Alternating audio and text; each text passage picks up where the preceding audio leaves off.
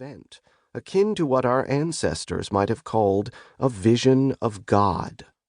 All this is controversial, hardly less so than UFOs themselves.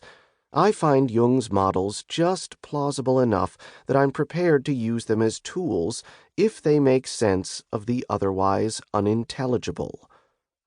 When other tools work, I also take them up gladly. The insights of 21st century cognitive psychologists into the evolutionary grounding of our disposition toward myth add depth and poignancy to our human inclination to trust what the Bible calls the evidence of things not seen. Hebrews 11:1. The time-worn Freudian dictum that every memory returning from the forgotten past puts forward an irresistible claim to be believed, against which all logical objections remain powerless, turns out to shed unexpected light on some of the thornier riddles of the UFO. None of these approaches can be ignored. In his emphasis on the gravity of myth, on the force of its claim to our attention and respect, Jung marks out the path I've chosen to travel. As myth, UFOs aren't nonsense. They're about the furthest thing from bunk that can be imagined. They're a creation of the space age, and yet as real, as vital, as universal as any myth that has spoken from our unconscious since the dawn of prehistory.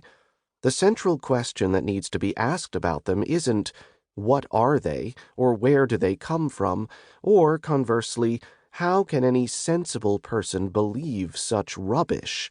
The question is, what do they mean? Should we care? Grant that UFOs are a myth, or even more, a full mythology, complex and ramified, stretching into areas of experience that seem far removed from objects in the sky, its true subject not space aliens, but who we are as human beings. Yet there's a sharp difference between ufology and the great mythical systems of the past, such as that of the Greeks. Those mythologies were the consensus beliefs of entire cultures. UFOs seem doomed to a shadow existence on the fringes of ours. They may have conquered the world, as the title of a recent book on UFOs puts it, but it's a hollow sort of conquest. More than 70 years after their emergence, they show no sign of going away, but neither do they show the smallest capacity to move into the mainstream. They remain the province of the eccentric, the discontented, and the deluded, if at times the wildly gifted. Can a mythology of losers and misfits be of any significance for the rest of us? The following reply suggests itself. Who says the rest of us are non-misfits, non-losers?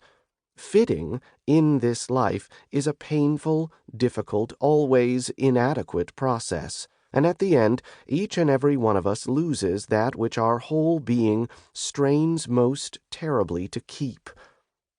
We point a mocking finger at the losers, the kooks, the marginal. Beneath our laughter is an awareness that we're not really so different. What we see in those losers is here in all of us. The words of the prophets are written on the subway walls and tenement halls, Simon and Garfunkel sang a generation and a half ago. As a scholar of religion, I've been well served by Freud's insight that it's often the jumbled and bizarre, the disreputable and seemingly senseless that's the pathway into our deepest secrets. A mythology of the fringe is not to be presumed negligible, especially when it's as plugged into the wider society as this one is. From the hinterlands, UFOs cast their shadows across our culture. Ever hear of Roswell, New Mexico, Area 51? Chances are you have, even if you're not sure exactly what's supposed to have happened at Roswell, or what Area 51, the top-secret tract of Nevada desert that's seen some of the